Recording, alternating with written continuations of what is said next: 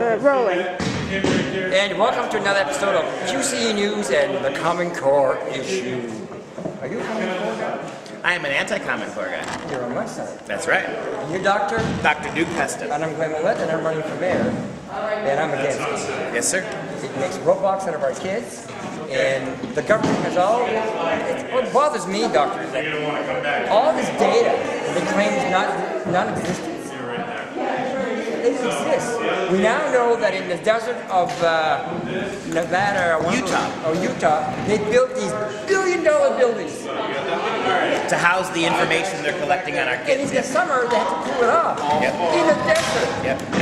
And you know, it's interesting that the most environmentally friendly administration in human history contributed to the building of a data collection facility in a Utah desert where it takes 4 million gallons of water every day just to cool those computers. Yep. Yes, and they're running out of water. It's a desert. Here's something that's important to me. In Manchester and Nashua, a group of me and some ladies met with two constitutional attorneys, one from Boston, one from Manchester, and we sent one to Manchester School Board, and we sent one to Nashua School Board the same night. The same amendment was to allow parental rights. For 7 months we've been fighting it, it's going all back and forth. It's all about the money. As soon as we said, please stand up and say, he represents the parents as a constitutionalist, they changed their mind and they passed the referendum, they passed the amendment.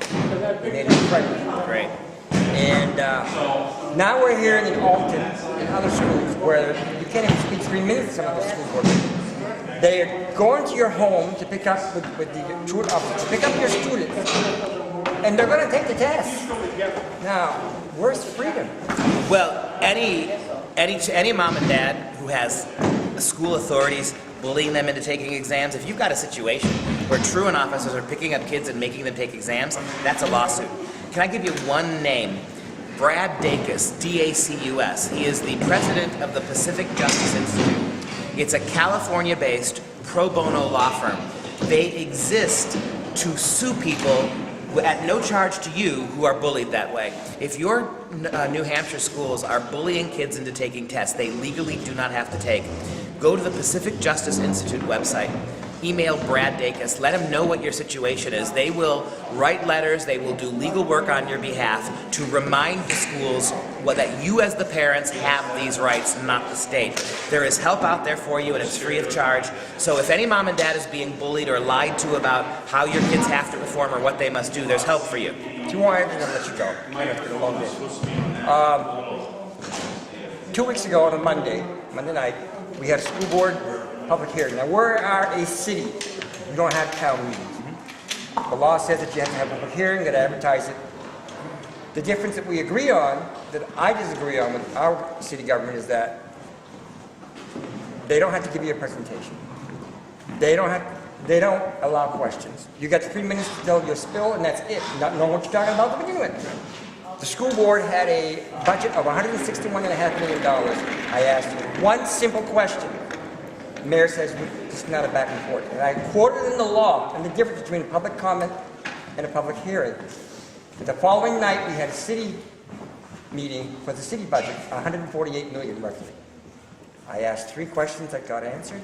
And when I went to the 4th question, well, he reserved as a bully that he is. And so after the meeting, he came out to the audience. I was talking to a couple of aldermen and some citizens, and he says, I'm going to shoot the pants out of you. How is that becoming of a mayor? And when an alderman says you can't, he doesn't own anything, he says, he cannot come into my room, my meeting, and tell me what is law. I said, listen, Your Honor, this is our meeting.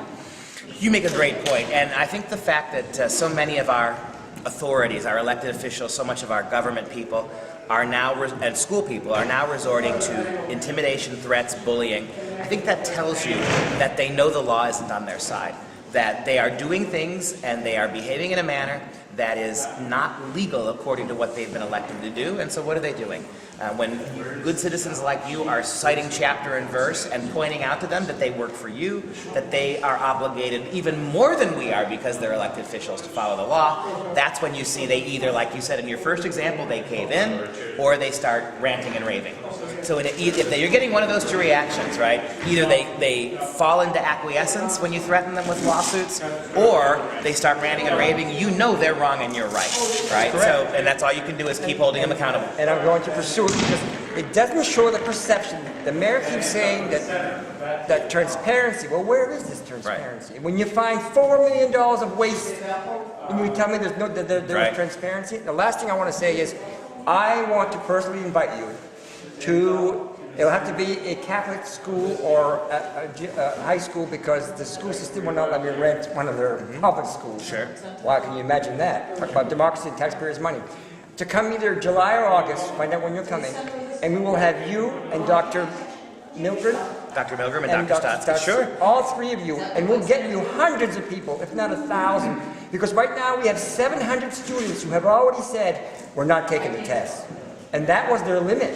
So they're not going to reach 95%. Well, you know, I can speak for myself, be happy to come back and help. Keep in touch with us, and we'll do what we can do. It's really great interviewing. Thank you very much. I appreciate it. Thank you very much. Thanks for coming. Go ahead. You got it? This is QCE News saying we'll see you on another issue at another night. Watch Ouellette at Large gone global on the local issues, 4 o'clock on Thursdays. Bye-bye.